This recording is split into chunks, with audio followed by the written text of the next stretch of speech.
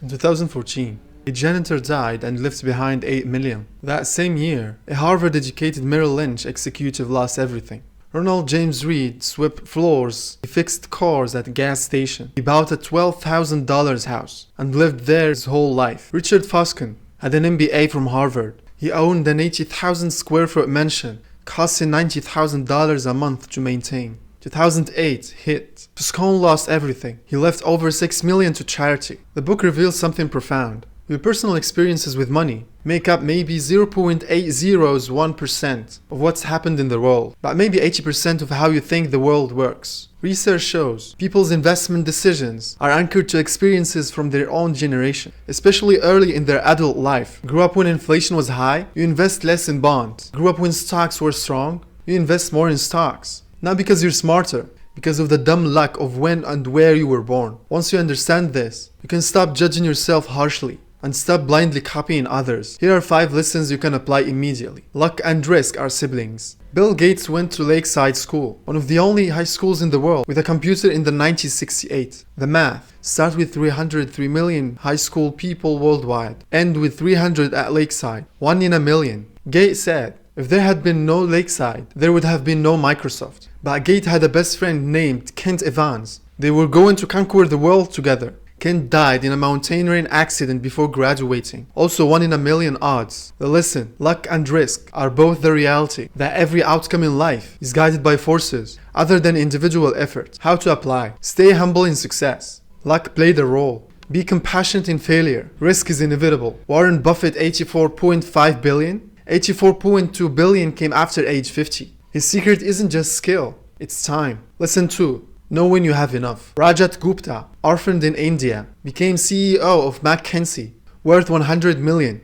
He wanted to be a billionaire, committed insider trading, went to prison, lost everything. Compare that to Joseph Heller at a billionaire's party, told their host made more in a day that Heller's novel Catch-22 made in its entire history. Heller responds, yes, but I have something he will never have. Enough. The book warns, there is no reason to risk what you have, and need for what you don't have, and don't need. The trap. A rookie earned $500,000, compares to Truth earning 36 million, who compares to hedge fund managers earning 340 million, and on and on. The solution. The ceiling of social comparison is so high that virtually no one will ever hit it. The only way to win is to not fight to begin with. Write down your definition of enough today. Lesson 3. Time is your superpower. Warren Buffett's net worth, 84.5 billion. 84.2 billion came after his 50th birthday.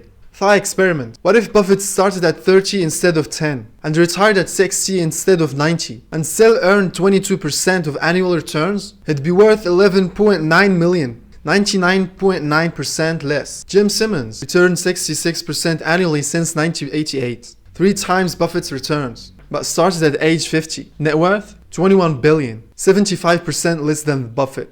His skill is investing, but his secret is time.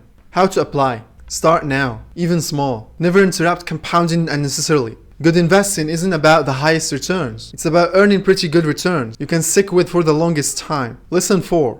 Sales drive everything. Walt Disney produced over 400 cartoons by the mid-1930s. Most lost money. Then came Snow White. 83 minutes that changed everything. Earned 8 million. Paid all debts.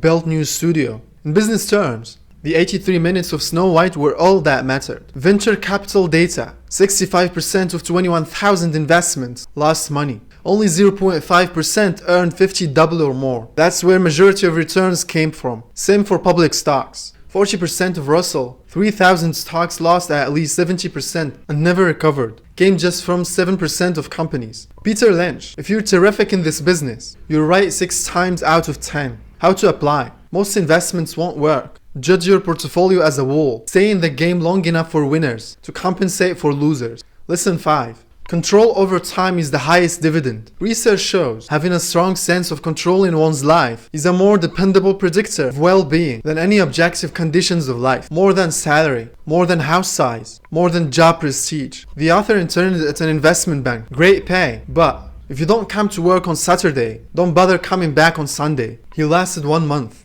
Doing something you love on a schedule you can't control can feel the same as doing something you hate. The man in the car paradox. The author worked as a valet, driving Ferraris. He thought they signaled success, then realized when you see someone driving a nice car, you rarely think, that guy is cool. You think, if I had that car, people would think I'm cool. He was gawking at the car, not the driver. Wealth is what you don't see. Wealth is the nice cars not purchased, the diamonds not bought. Wealth is financial assets that haven't been converted into stuff you see. How to apply? Make decisions that increase control over time. Stop buying things to impress people who don't care. Build invisible wealth, not visible status. Today, write down your definition of enough, your independence fund goal, your money mission statement. What game are you playing? This week, make one decision that increases your control over time. Figure out what game you're playing. Define enough. Build room for error. Value time over stuff. Do that, and you won't just build wealth. You'll build a life worth living.